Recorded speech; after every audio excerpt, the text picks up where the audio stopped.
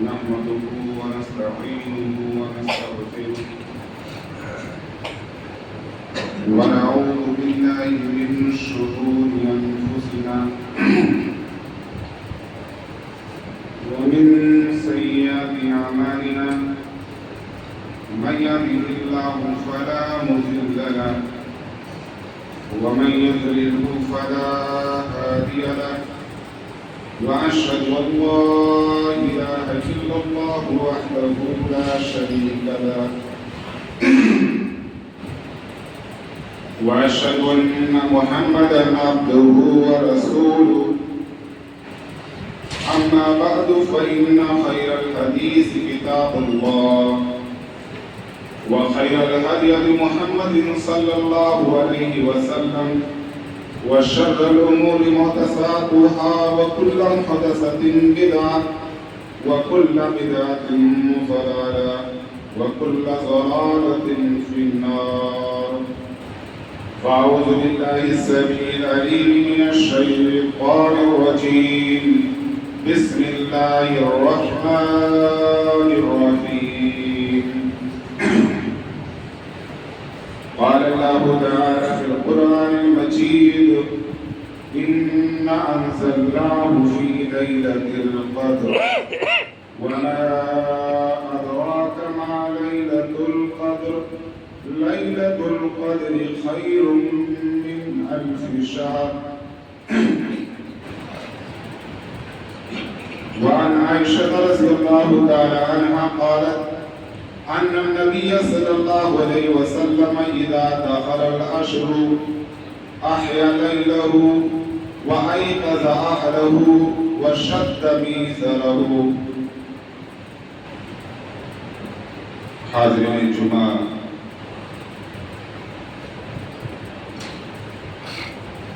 رمضان المبارک کا آخری عشرہ ہم پر داخل ہو چکا ہے. میرے بھائیوں، یہ آخری عشرہ انتہائی اہمیت کا حامل ہے. ہم اور آپ یہ بات اچھی طرح سے جانتے ہیں کہ اس آخری عشرہ کی پاک راتوں میں سے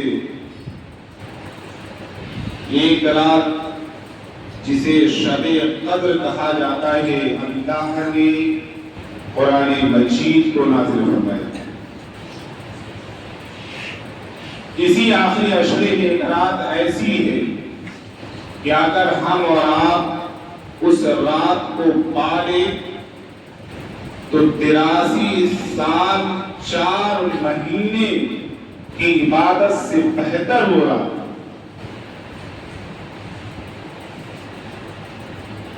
ایک رات ایسی ہے کہ جس رات میں فرشتوں کا روح الامین حضرت جبریل علیہ السلام کا نزول ہوتا ہے. ایسی رات ہے کہ آقا صلی اللہ علیہ وسلم نے فرمایا کہ جس کے نصیبے میں اللہ نے محرومی لکھ دی، یعنی بدنصیب ہی شخص اس رات کی خیر و برکت سے محروم رہ سکتا ہے. اسی لیے جب یہ آخری عشرہ داخل ہوتا تھا تو آپ صلی اللہ علیہ وسلم کی حالت کیا ہوتی تھی، آپ صلی اللہ علیہ وسلم کا معمول کیا ہوتا تھا. امی عائشہ رضی اللہ تعالی عنہا فرماتی ہے، صحیح بخاری اور صحیح مسلم کی حدیث ہے کہ ان النبی صلی اللہ علیہ وسلم اذا دخل العشر، جب رمضان کا آخری عشرہ آتا تھا تو میرے محبوب جناب محمد مصطفیٰ صلی اللہ علیہ وسلم کا عمل کیا ہوتا، احیا لیلہ، آپ پوری رات جاگتے. وَأَيْقَظَ أَهْلَهُ، صرف اور صرف آپ ہی نہیں جاگتے تھے، اپنے پورے گھر والوں کو بھی جگا دیتے.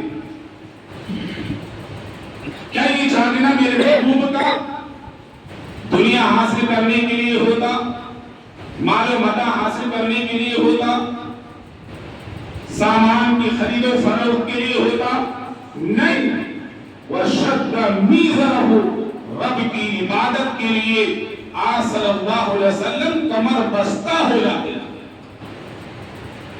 یعنی اپنی تہمت کو مضبوطی سے باندھ لیتے تھے۔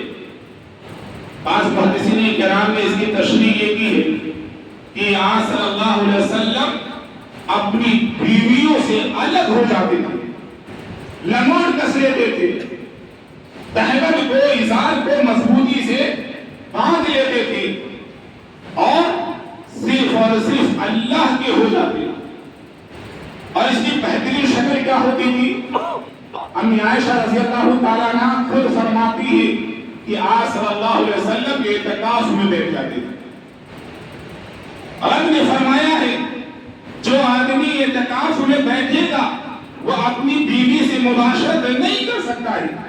وَشَدَّ مِيزَرَهُ، اور آپ صلی اللہ علیہ وسلم کمر بستہ ہو جاتے تھے، اپنی ازار کو مضبوطی سے باندھ لیتے تھے۔ اعتکاف میں آپ صلی اللہ علیہ وسلم بیٹھ جاتے تھے۔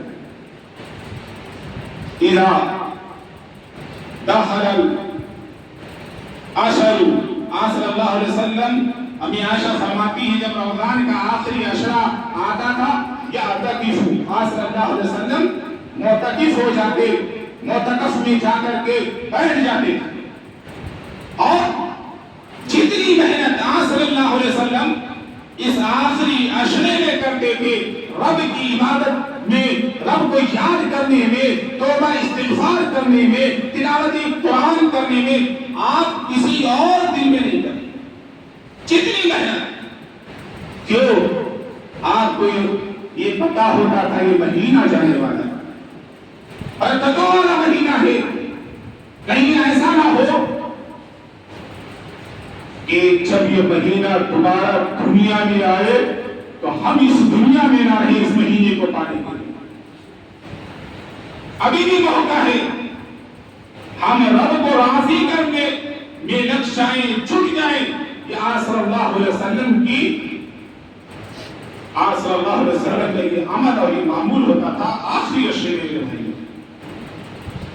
ابھی وقت کوئی زیادہ نہیں لیا ہے، ہم اور آپ بھی کر سکتے ہیں، کرنا کیا ہے، کوئی الگ سے کام نہیں کرنا ہے اس آخری عشرے میں کہ ہم کوئی اور الگ سے محنت کریں، کوئی اور الگ سے کام کریں، نہیں، ہم کثرت سے نوافل کا اہتمام کریں۔ کثرت سے نوافل کا اہتمام کا یہ بھی مطلب پتہ نہیں میرے بھائیوں کہ ہم اپنی طرف سے کوئی نماز ایجاد کر کے پڑھنے لگے، نہیں، جو نوافل آپ صلی اللہ علیہ وسلم سے ثابت تھے ان نوافل کو ہم اور آپ ادا کریں۔ حضرت ام حبیبہ رضی اللہ تعالیٰ عنہ فرماتی ہے،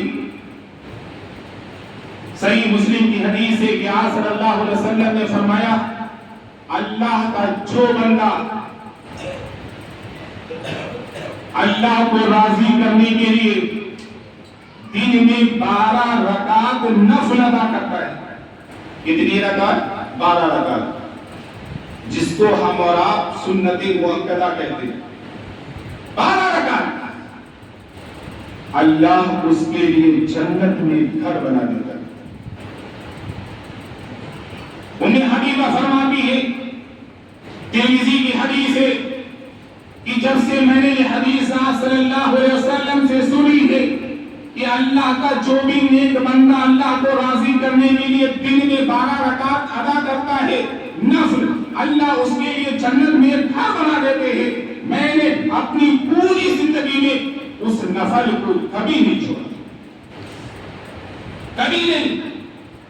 وہ 12 رکعت کی تعداد کیا ہے؟ آئیے آگے ام حبیبہ رضی اللہ تعالیٰ عنہ سے سنتے ہیں۔ 4 رکعت ظہر سے پہلے، 2 رکعت ظہر کی نماز کے بعد، 2 رکعت مغرب کی نماز کے بعد، 2 رکعت عشاء کی نماز کے بعد، اور 2 رکعت فجر کی نماز سے پہلے، یہ کل تعداد 12 رکعت ہو گئی۔ اسی طرح ایک اور حدیث آتی ہے ابو داؤد کی، ام حبیبہ رضی اللہ تعالیٰ عنہ بھی اس حدیث کی راویہ ہے فرماتی ہے میرے آقا نے فرمایا صلی اللہ علیہ وسلم کہ جس نے ظہر کی نماز سے پہلے 4 رکعت پڑھ لی اور ظہر کی نماز کے بعد بھی 4 رکعت ادا کر لی، اللہ اس کے اوپر جہنم کی آگ کو حرام کر دیتا۔ ظہر سے پہلے 4 اور ظہر کی نماز پڑھ لینے کے بعد 4 رکعت۔ اور عبداللہ بن عمر رضی اللہ تعالی عنہما فرماتے ہیں کہ آپ صلی اللہ علیہ وسلم نے فرمایا جس نے عصر سے پہلے 4 رکعت نفل ادا کیا، 4 رکعت عصر کی نماز سے پہلے، اللہ اس کے اوپر رحم فرماتا ہے، اللہ اس کے اوپر رحم فرماتا ہے۔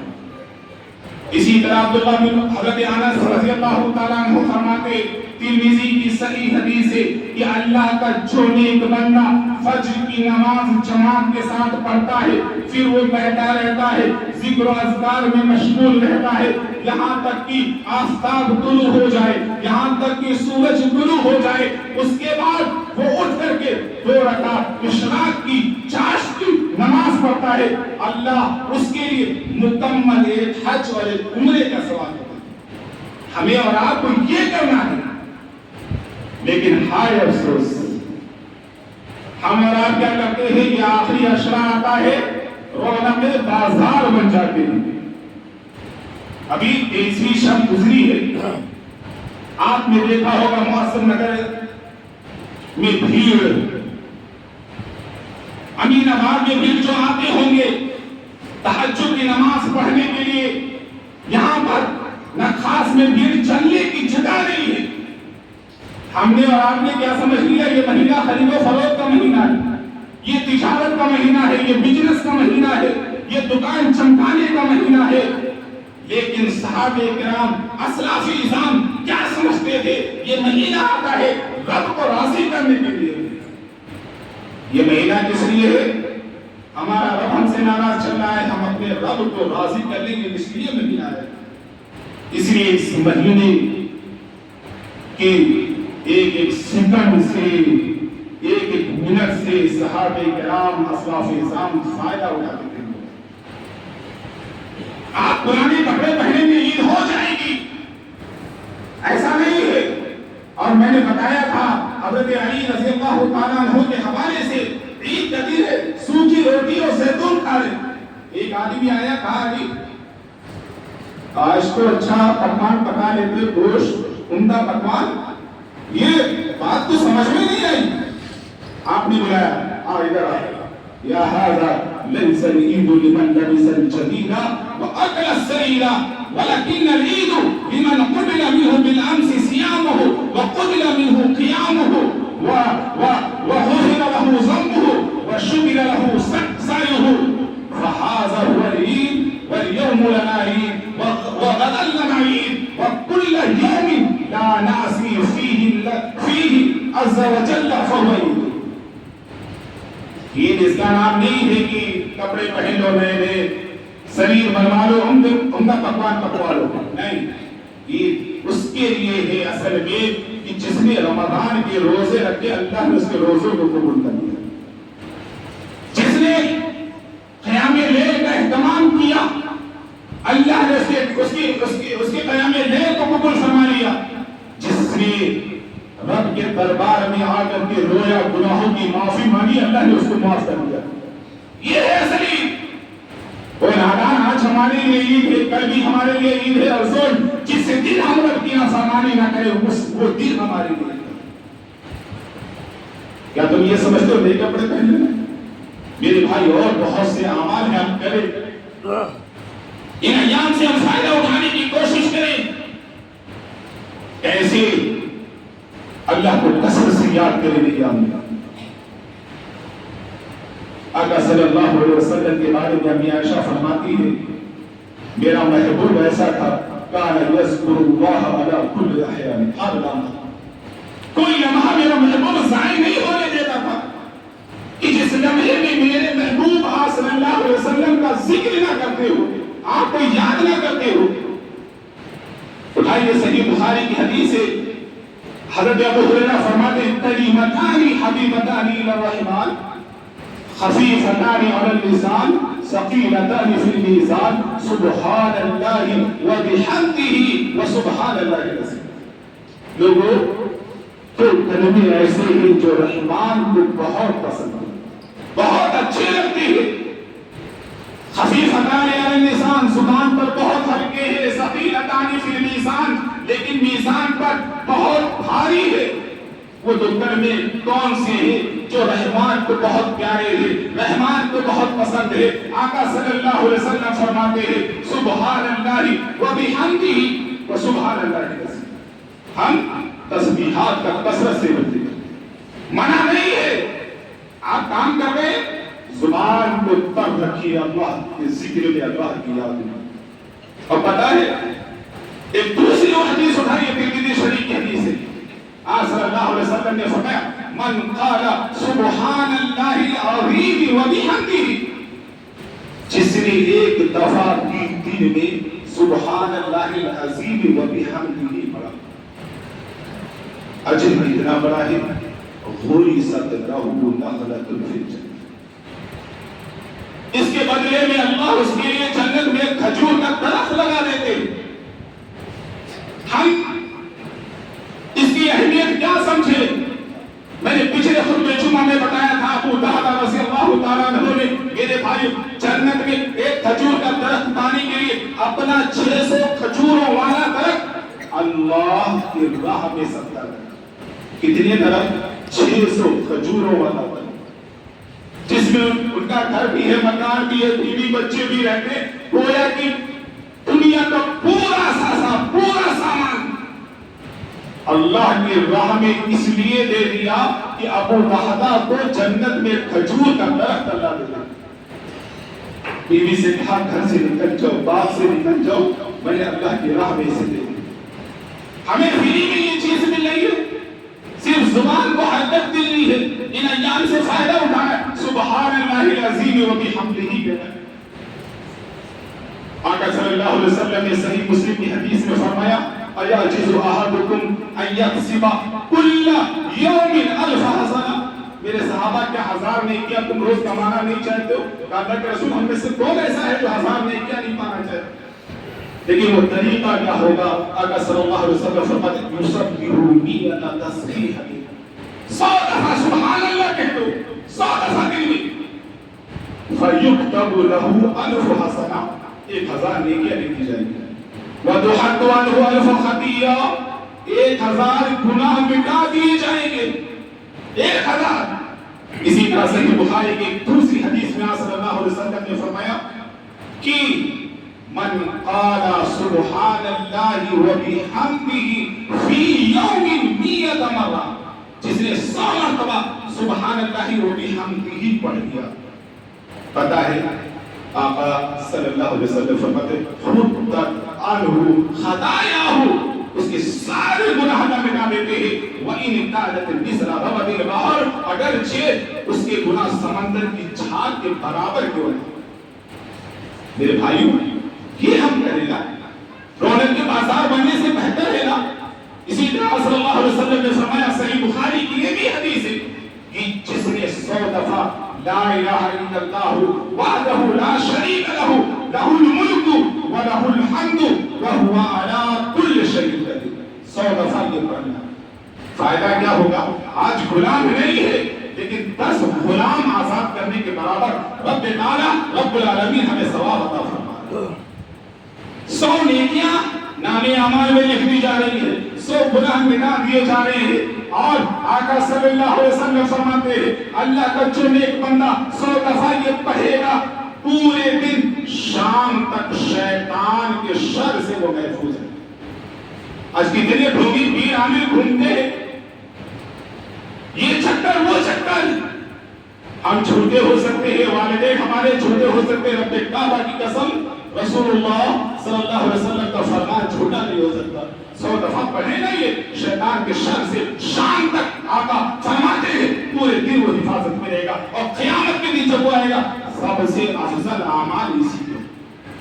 میرے بھائیوں ان لمحات میں یہ کرنے کا کام ہے، رونق بازار بننے سے یہ بہتر ہے. یہ اعمال ہم کریں، نام اعمال میں نیکیوں کا اضافہ ہوتا ہے.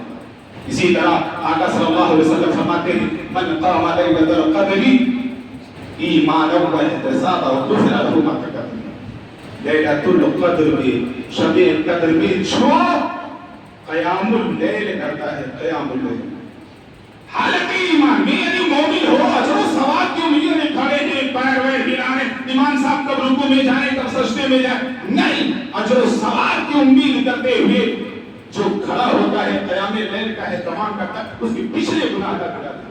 اسی لیے ابو ذر رضی اللہ تعالیٰ عنہ فرماتے ہیں ایک مرتبہ حد رمضان میں آپ صلی اللہ علیہ وسلم کے ساتھ روزہ رکھا، آپ نے قیام لیل دے دیا، یہاں تک کہ 7 راتیں رہ گئی، 7 رات آپ صلی اللہ علیہ وسلم قیام اللیل کرتے تھے اور آپ نے ترکیب کی فرمائی ہے، 7 راتیں رہ گئی، تیسری کو آپ صلی اللہ علیہ وسلم آئے اور ہمیں قیام فرمایا اور اتنی دیر تک قیام فرمایا کہ رات کا انتہائی حصہ گزر گیا، پھر 24 کو آپ نہیں آئے، 25 کو آپ پھر تشریف لائے، پھر آپ نے ہمیں قیام فرمایا اور اتنی دیر تک قیام فرمایا کہ آدھی رات گزر گئی، پھر ہم نے کہا اللہ کے رسول ہے کاش آپ پوری رات قیام کراتے تو بہتر ہوتا۔ آپ صلی اللہ علیہ وسلم نے فرمایا نہیں، سنو، جس نے امام کے ساتھ قیام اللیل کیا، قیام لیل کا اہتمام کیا، یہاں تک کہ امام نے قیام ختم کر دیا، اس کو پوری رات قیام کا ثواب اللہ کا فرمایا۔ پھر آپ 26ویں کو نہیں نکلے، 27ویں کو آ گئے، پھر آپ نے اتنی دیر تک آپ نے اپنے گھر والوں کو بھی بلا لیا اور بیوی بچوں کو بھی بلا لیا اور اتنی دیر تک قیام لیل کیا کہ ہمیں دیر ہو گیا، کہیں ہماری سحری نہ چلی جائے، سحری نہ فوت ہو جائے، تو یہ کرتے تھے آپ صلی اللہ علیہ وسلم۔ ہم دنیا کی تجارت میں مشغول ہیں، 10 دن رب کو نہیں لے سکتے اور رب سے تجارت کریں، اس مدینے میں اللہ فرماتے ہیں تم رب سے تجارت کرو گے، عذاب علیم سے اللہ تمہیں بچائے۔ یا ایھا الذین آمنوا هل ادلکم علی تجارۃ تنجیکم من عذاب الیم، دردناک عذاب سے نہیں مانو گے، کیا تمہاری رہنمائی نہ کروں ایسی تجارت کی طرف جو تمہیں دردناک عذاب سے بچائے۔ تؤمنون باللہ، وہ تجارت کیا ہے؟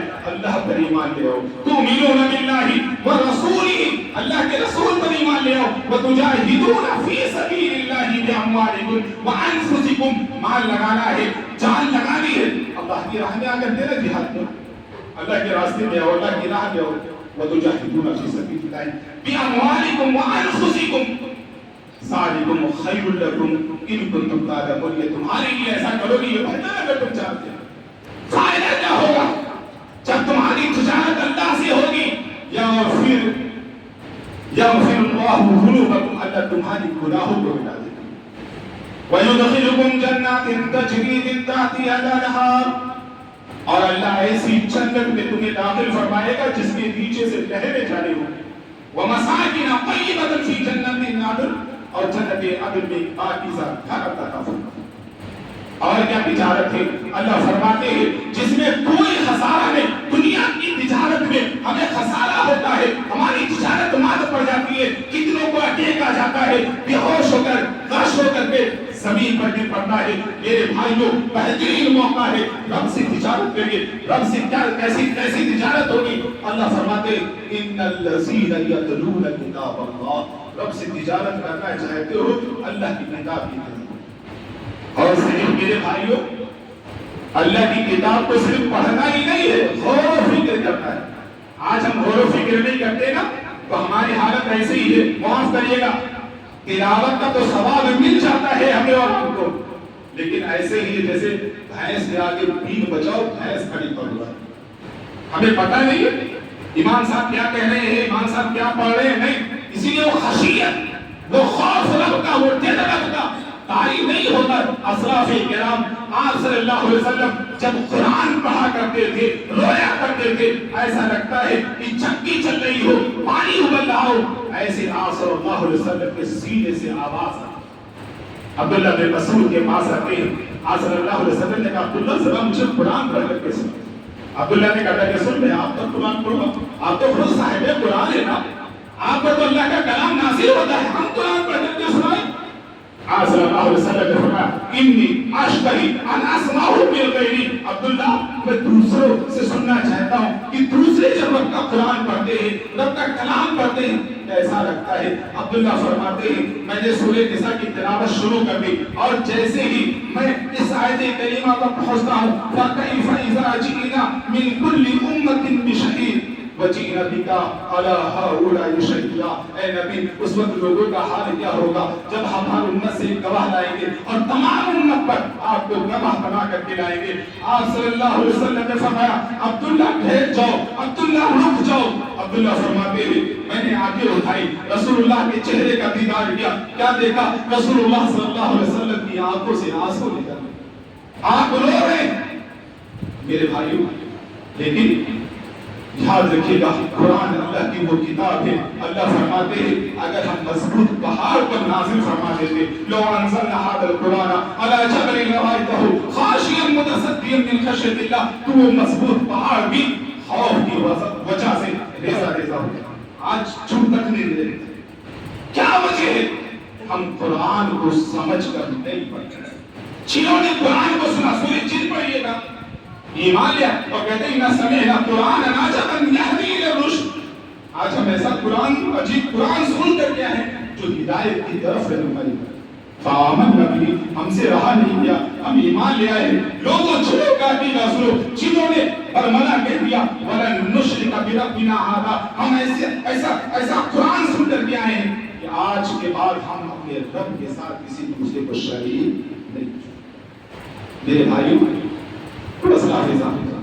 یہاں تک کہ مشرکین نے بھی جب قرآن کو سنا تو ابن عباس فرماتے سجد النبی صلی اللہ علیہ وسلم بالنجم، سورہ نجم کی تلاوت کے بعد آپ سجدے میں گئے۔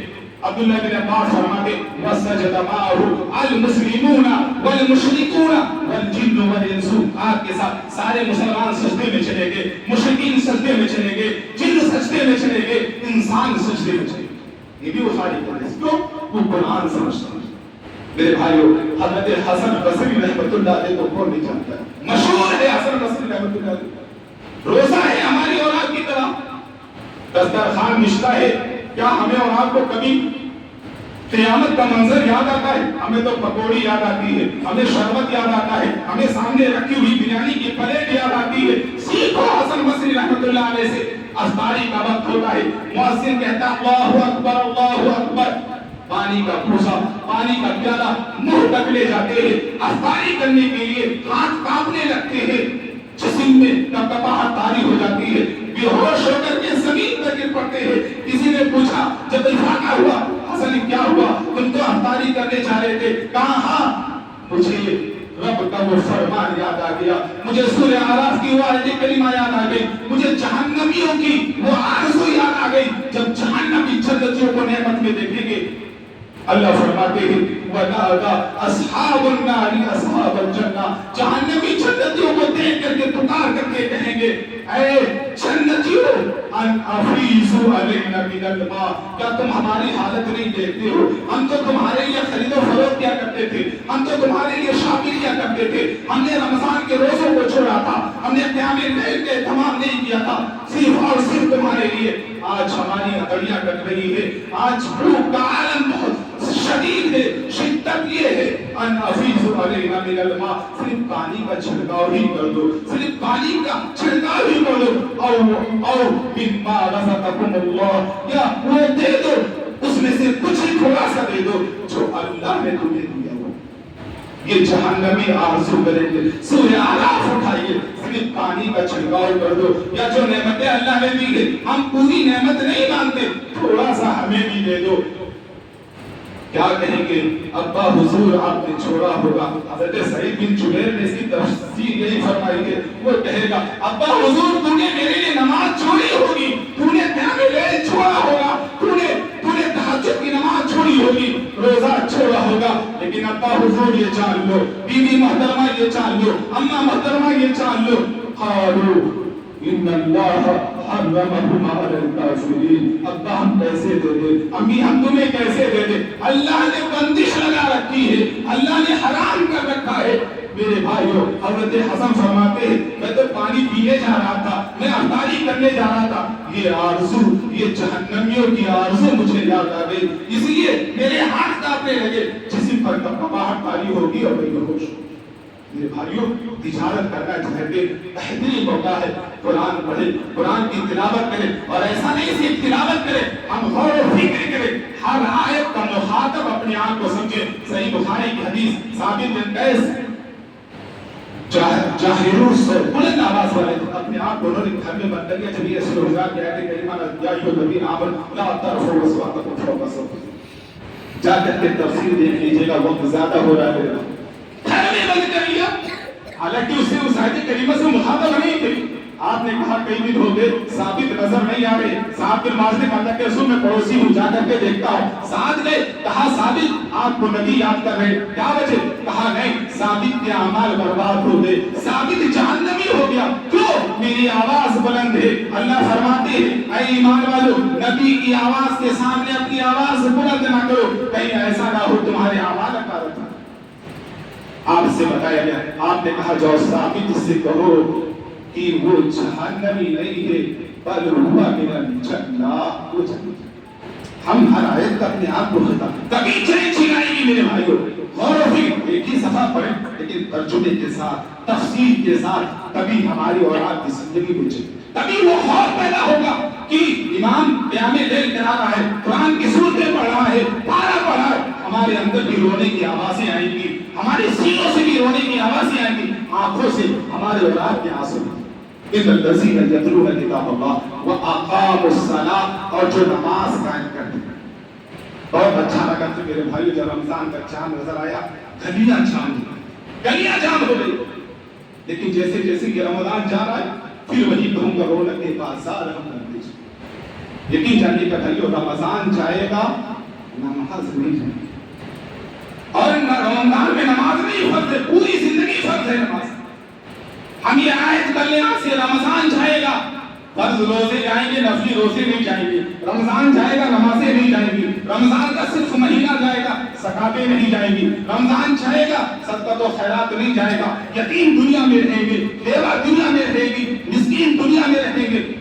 ہمیں زندگی بھر میں صرف رمضان میں تھوڑی کہ ہم نے رب کو یاد کیا، تو پھر مطلب کی بات ہوئی نا، کہ مطلب کے لیے اس مہینے کو ہم نے مسجدوں کو آباد کر دیا، وقت زیادہ ہوگا میرے پاپا مصطفیٰ۔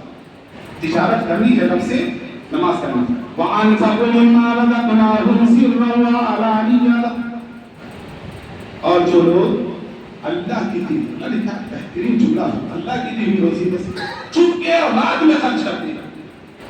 بہت سے لوگ ہوتے ہیں جیسے ابھی جو چل رہا ہے،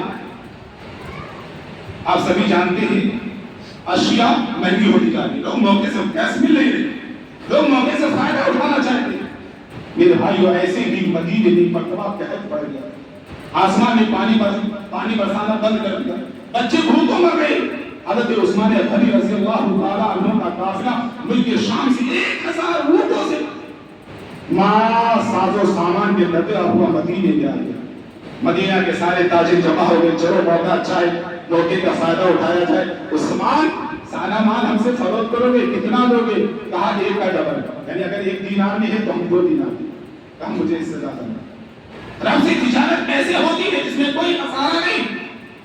میرے بھائی کہا مجھے اس سے زیادہ ملتا ہے، اچھا ہم بھائی اور نفع دے دیں گے، اور نفع بڑھا دیتے، کہا اس سے بھی زیادہ مل جائے۔ کہا ہم اور بڑھا دیتے ہیں، ان تاجروں نے کہا نہیں ابھی بھی گھاٹے کا سودا ہے، مجھے اور زیادہ ملتا ہے۔ پتہ ہے سارے تاجر ہم تو بھائی سب نہیں اکٹھا ہے، جتنے بھی تاجر ہیں بڑے بڑے سب یہاں کون ہے؟ جواب سن سکتے؟ عثمان نے کہا ہاں وہ اللہ۔ یہ عثمان آج اللہ سے تجارت کرنے جا رہا ہے۔ عثمان کے رب نے قرآن میں فرمایا ہے مثل الذین ينفقون اموالهم فی سبیل اللہ کمثل حبۃ، تم ایک کے بدلے دو دے رہے ہو۔ رب کا عثمان کہتا ہے جو رب کے راستے میں ایک دانہ دیتا ہے ہم اسے 700 دیتے ہیں۔ واللہ یضاعف لمن یشاء۔ سورہ بقرہ پڑھ لیجیے گا میرے بھائیو، وقت زیادہ ہو رہا ہے۔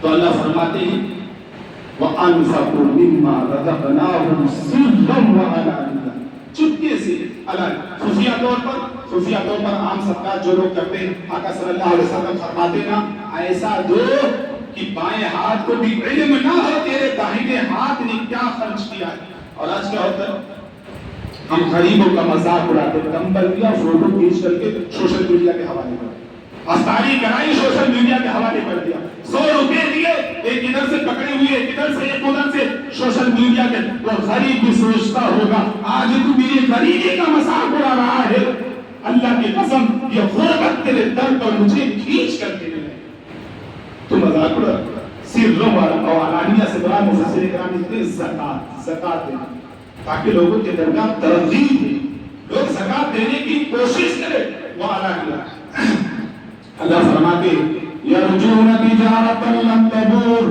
یہ ایسی تجارت ہے جس میں کبھی خسارہ کبھی گھاٹا نہیں، فائدہ ہی فائدہ ہے، تو ہم نہ وہ تجارت کرے نا رب سے جس میں کبھی کوئی خسارہ نہ ہو، ہماری تجارت ماج نہ پڑے، اٹیک نہ آئے، خون کے ہم مرے جائے گا۔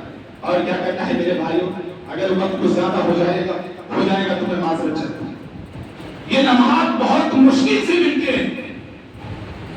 آج صلی اللہ علیہ وسلم نے فرمایا زکات الفطر کی ادائیگی، ہر سال بتایا جاتا ہے کہ ہر سال پوچھتے ہیں مولانا کتنا دینا ہے، 2.5 کلو گھر کے ہر فرد کی طرف سے، چاہے چھوٹا ہو بڑا ہو، یہاں تک کہ صحابہ کرام لکھتے ہیں چاند رات میں عید کی نماز سے پہلے اگر کوئی بچہ بھی پیدا ہو گیا نا اس کی طرف سے بھی صدقۃ الفطر ادا کیا جائے گا۔ فرض رسول اللہ صلی اللہ علیہ وسلم زکات الفطر صاع من تمر او صاع من شمس او صاع من شعیر، اللہ کے رسول صلی اللہ علیہ وسلم نے صدقۃ الفطر کو فرض کیا، ایک صاع جو یعنی گیہوں میں سے یا ایک صاع کھجور میں سے۔ الگ کہنے کا مقصد یہ جو ہمارے اور آپ کے کھانے کی جنس ہے نا انہی میں سے دینا ہے۔ کتنا دینا ہے؟ ایک صاع یعنی 2.5 کلو، تقریباً 2.5 کلو۔ علی العبد والحر والذکر والانثى، غلام کی طرف سے بھی، چھوٹے بڑے کی طرف سے، مسلمانوں کی طرف، والصغیر والکبیر من المسلمین، مسلمانوں میں سے جو چھوٹے بڑے ہیں ان کی طرف سے۔ تب دینا ہے عید الفطر کی نماز کی ادائیگی سے پہلے۔ بعض صحابہ کرام کے بارے میں آتا ہے 1 دن پہلے 2 دن پہلے وہ نکال دیا۔ بہرحال کب دینا ہے؟ عید الفطر کی نماز کی ادائیگی سے پہلے۔ تو آپ صلی اللہ علیہ وسلم فرماتے وَمَنْ أَدَّاهَا قَبْلَ الصَّلَاةِ فَهِيَ زَكَاةٌ، جس نے عید الفطر کی نماز سے پہلے صدقہ فطر ادا کر دیا تو یہی وہ زکات ہے جو اللہ قبول فرمائے گا، یعنی جو اللہ نے فرمایا نا، حکمت کیا ہے؟ آقا صلی اللہ علیہ وسلم نے فرمایا صدقۃ الفطر کیوں ادا کیا جائے؟ طہرۃ للصائم من اللغو والرفث۔ بھائی بہت سی امور، ہم انسان ہیں نا، بشر ہیں، کچھ کوتاہیاں غلطی ہو سکتی ہے، اگر ہم سے غلطی نہ ہو فرشتے ہو جائے، ہم ہی سے نہ غلطی ہوگی، ہم ہی سے نہ گناہ ہوگا، تو کچھ امور کچھ افعال ایسے ہیں جو روزوں کی قبولیت بھی آڑے آ رہے تھے، روزہ ہمارا اور آپ کا قبول نہیں ہو رہا تھا، رکا ہوا تھا۔ من اللغو والرفث، لغو سے، رفث سے، بیہودہ کلام سے ہمارا روزہ پاک ہو جاتا ہے اگر ہم صدقہ فطر کرتے ہیں۔ اور دوسری حکمت آقا صلی اللہ علیہ وسلم فرماتے وَتُطْعِمَةً لِلْمَسَاكِينِ، مسکینوں کو کھانا مل جاتا ہے، مسکین کے بچے بھی آ کر کے عید کی خوشی میں امیر کے بچوں کے ساتھ شامل ہو جاتے ہیں۔ تو وَمَنْ أَدَّاهَا قَبْلَ الصَّلَاةِ فَهِيَ زَكَاةٌ مَقْبُولَةٌ وَمَنْ أَدَّاهَا بَعْدَ الصَّلَاةِ، اور جو عید الفطر کی نماز ادا کرنے کے بعد دیتا ہے فَهِيَ صَدْقَةٌ مِنَ الصَّدْقَةِ، تو یہ عام صدقہ ہے جیسے وہ عام کے روزے کرتے، یعنی وہ حق ادا نہیں ہوگا، وہ چیز اس کے ختم، روزہ اس کا رکا رہے گا۔ جو حکمت ہے صدقۃ الفطر کے فرض ہو۔ اور بہت سے لوگ یہ بھی ہمیشہ پوچھتے رہتے ہیں میرے بھائیوں کیا ہم نقدی دے سکتے؟ بڑے افسوس کی بات ہے، جس کا اڑھنا بچھونا قال اللہ قال رسول، آئی صدقۃ الفطر عبادت ہے، اور عبادت ہم وہ کریں گے جو اللہ کے رسول صلی اللہ علیہ وسلم سے ثابت ہے۔ آج صلی اللہ علیہ وسلم سے ثابت نہیں ہے، صحابہ کرام سے ثابت نہیں، خود بخاری مسلم کی حدیث ہے، ابو سعید خدری فرماتے وَكُنَّا نُخْرِجُ فِي عَهْدِ رَسُولِ اللَّهِ صلی اللہ علیہ وسلم زَكَاةَ الْفِطْرِ، ہم اللہ کے رسول صلی اللہ علیہ وسلم کے زمانے میں صدقۃ الفطر کس میں سے نکالتے تھے؟ کھانے کے اجناس سے، گلے میں سے۔ اور اس وقت ہمارا کھانا کیا ہوتا تھا؟ جو کھجور، کشمش اور پنیر، یہی ہمارا کھانا، یہی ہمارا کھانا ہے۔ بہت سے لوگ کہتے ہیں نقدی کے طور پر، پیسے کے طور پر، گلہ بھی اس وقت چلتا تھا۔ ارے چلتا ہوگا، لیکن آج تک کسی صحابی سے گلہ کر کے دکھا کہ انہوں نے پیسے میں بھی نکالا ہو؟ نقدی میں بھی نکالا ہو، جیسے کہ میں نے پچھلے خطبے جمعہ میں بتایا، اس میں بھی بتایا حضرت عثمان کتنا مالدار، حضرت عبد الرحمن بن عوف کتنا مالدار تھے. اب خدا صلی اللہ علیہ وسلم بھی 300 اونٹ آپ نے صفوان کو دے دیا، لیکن کبھی ثابت نہیں ہے کہ کسی صحابی نے یا آپ نے یا کسی صحابیہ نے زکات الفطر اس میں نکالا ہو نقدی میں. تو میرے بھائیو عمل ہم وہ کریں گے جو آس رفا ہو. اسی لیے نا ہم الحمدللہ ہے سے ہمارا امتیاز اسی لیے نہ ہے دوسروں سے کہ یہ حدیث پر عمل کرنے والے ہیں، یہ قرآن پر عمل کرنے والے ہیں، یہ وہ عمل کرتے ہیں جو رسول اللہ صلی اللہ علیہ وسلم سے. اسی لیے حضرت امام البانی رحمۃ اللہ علیہ نے فرمایا کہ جو نقدی کے قائل ہیں نا وہ دو غلطی پر ہیں. ایک تو وہ اللہ کو لقمہ دے کہ محتاجوں کو ضرورت کس کی ہے، پیسوں کی ہے، بندے کی نہیں ہے، کہ اللہ کو نہیں پتا تھا. بھائی کسی نے غریب و امیر و محتاج بنایا ہے، کس نے بنایا؟ کیا اس بنانے والے کو یہ پتا نہیں ہے کہ لوگوں کی ضروریات کیا ہے؟ اور دوسری غلطی یہ ہے کہ وہ اس سے آگے جا رہا ہے جو اللہ کے رسول صلی اللہ علیہ وسلم نے نہیں کیا، اس آگے کرا. میرے بھائی یہ عمل تھا. ایک عمل اور، جب ہم شوال کا چاند دیکھیں، خواہ بچے کیا بوڑھے کیا جوان کیا عورتیں سب کی صبح پر ایک ہی نعرہ ہو، شوال کا چاند دیکھنے کے بعد جب تک امام عید کی نماز کے لیے صف بندی کے لیے نہ لے، وہ نعرہ کیا ہو؟ اللہ اکبر اللہ اکبر اللہ اکبر وللہ الحمد. اللہ اکبر وللہ الحمد، یہ کیا ہو؟ نعرہ ہو ہماری اور آپ کی سنا. کیوں؟ اللہ فرماتے ہیں یرید اللہ بکم اليسر ولا یرید بکم العسر ولتکملوا العدة ولتکبروا اللہ علی ما ہداکم ولعلکم تشکرون. اللہ یہ فرماتا، اللہ آسانی چاہتا ہے، اللہ مشکل نہیں چاہتا ہے. اے میرے بندو، جب گنتی کے ایام تم پورے کرو، ولتکملوا العدة، جب رمضان کے ایام پورے ہو جائے، وَلِتُكَبِّرُوا اللَّهَ عَلَىٰ مَا هَدَاكُمْ، اب تمہارے لیے ضروری کیا ہے؟ تم اللہ کی کبریائی بیان کرو، اللہ کی بڑائی بیان کرو. کیوں؟ عَلَىٰ مَا هَدَاكُمْ، یہ رب ہی کی توفیق ملی تھی کہ ہم نے روزہ رکھ لیا، یہ رب ہی کی توفیق تھی قیام لیل کا اہتمام کر لیا، یہ رب ہی کی توفیق تھی کہ ہم نے تلاوت قرآن کا اہتمام کیا، صدقہ و خیرات کا اہتمام کیا، وغیرہ وغیرہ جو بھی نہیں کیا. چھوڑا دیکھو کتنے مریض ہیں جو ہسپتال میں پڑے ہوئے، مسلمان ہے تو رب کی توفیق انہیں نہیں دی. ہم رب کا شکریہ ادا کریں ان کلمات کے ذریعے سے، اور اس لیے بھی وَلَعَلَّكُمْ تَشْكُرُونَ، تاکہ تم رب کے شکر گزار بنتے بچے. میرے بھائیوں، تو آخری عشرے میں ہم اور آپ داخل ہو چکے ہیں. میرے بھائیوں، ہم ان لمحات کو ضائع نہ ہونا، رب کو یاد کرنے میں لگائے، تلاوت قرآن میں لگائے. عید یا رمضان اس لیے نہیں آتا ہے، پھر میں کہوں گا خرید و فروخت کے لیے، تجارت اور دکان چلانے کے لیے. رمضان آتا ہے دنیا کی تجارت کے لیے نہیں، رمضان آتا ہے رب سے تجارت کرنے کے لیے. تو ہم اس مہینے میں رب سے تجارت کریں. اللہ کی قسم، جیب پھٹی ہوگی، کپڑا پھٹا ہوگا، جیب میں پیسہ نہیں ہوگا، عید الفطر کی نماز تو ادا کرے گا. تو جسے اس بارے میں نہیں پوچھا جائے گا، عید کا دن آیا تھا، خوشی کا دن آیا تھا، تیرا کپڑا نیا کیوں نہیں تھا، تیرے گھر میں کھانا اچھا کیوں نہیں پکا تھا، ہاں اس بارے میں ضرور تجھ سے رب پوچھے گا. تو قیام لیل چھوڑ کر کے، تو تلاوت قرآن چھوڑ کر کے، تو نیکیاں چھوڑ کر کے، تو رب کا ذکر چھوڑ کر کے تو نخاس کی بازار میں گھومتا رہا. بیوی کے کہنے پر، بچوں کے کہنے پر فرض نمازیں تم نے چھوڑی. ہاں اس بارے میں سے یہ مائیں اور بہنیں آئی ہیں، وہ بنے جو حضرت حبیب بن ابو محمد کی بیوی نے کہا. حبیب بن ابو محمد کی بیوی اپنے زوج محترم کو جگاتی ہے، شوہر محترم اٹھ جائیے، رات بیت چکی ہے، اسلاف کا کارواں ہم سے آگے چلا گیا ہے، راستہ بہت طویل ہے، سادے راہ ہمارے پاس بہت.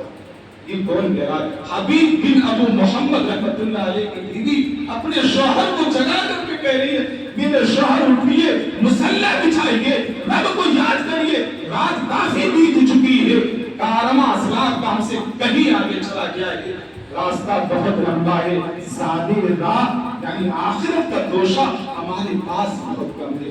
اے کاش ایسی بیویاں اللہ ہمیں بھی عطا فرما دے جو یہ نہ کہے کہ بازار جاؤ یہ خرید کر کے لاؤ ابھی یہ شاپنگ رہ گئی ہے، بلکہ یہ کہے شوہر اذان ہو رہی ہے، شوہر رات بیت چکی ہے، مصلی بچھا لے، رب کو یاد کر لے، اپنے رب کو منا لے. اور وہ نبی اکرم صلی اللہ علیہ وسلم کی حدیث کی مصداق بن جائے. آقا صلی اللہ علیہ وسلم نے فرمایا تھا اللہ رحم فرمائے اس مرد پر جو رات کو اٹھتا ہے، مصلی بچھاتا ہے، رب کو یاد کرتا ہے، تہجد کی نماز پڑھتا ہے، بیوی کو بھی جگاتا ہے، بیوی بھی اس کے ساتھ تہجد کی نماز پڑھتی ہے. لیکن کبھی بیوی سستی کی وجہ سے، کاہلی کی وجہ سے اٹھنے سے انکار کرتی ہے، شوہر پانی لاتا ہے، پانی کی چھینٹیں بیوی کے چہرے پر مارتا ہے، بیوی اٹھتی ہے، نماز پڑھتی ہے. اور اللہ اس بیوی پر بھی رحم فرمائے جو اٹھ کر کے رات میں نفل نمازیں پڑھتی ہے، تہجد کی نماز پڑھتی ہے اور شوہر کو بھی جگاتی ہے، شوہر بھی اٹھ کر کے اس کے ساتھ تہجد کی نماز پڑھتا ہے. کبھی تھکاوٹ کی وجہ سے، کبھی تھکان کی وجہ سے شوہر اٹھنے سے انکار کرتا ہے، بیوی پانی لاتی ہے اور شوہر کو چہرے پر پانی چھڑکتی ہے، شوہر کو اٹھ کر کے پھر تہجد کی نماز اس کے ساتھ پڑھتا ہے. اللہ ایسی بیوی پر بھی رحم فرمائے. ایسی بیویاں کہاں ہے، ایسی عورتیں کہاں ہے جو ہمارے اور آپ کے زمین کو جھجوڑے. ہاں ہمارا گھر ہو، آپ کا گھر ہو، ایسی عورتیں ملے گی. ابھی یہ نہیں ہے، ابھی وہ نہیں ہے، انہیں فکر اور فکر کس کی ہے؟ صرف اور صرف دنیا کی فکر ہے. ایسی انہیں خاتون تلاش کرتی ہے بھائیو جو ہماری اور آپ کی آخرت کو سنوارے، نہ کہ دنیا کو سنوارے. اسے دنیا کی فکر نہ ہو، اس کی فکر ہو، آخرت کی فکر ہو. وما علینا الا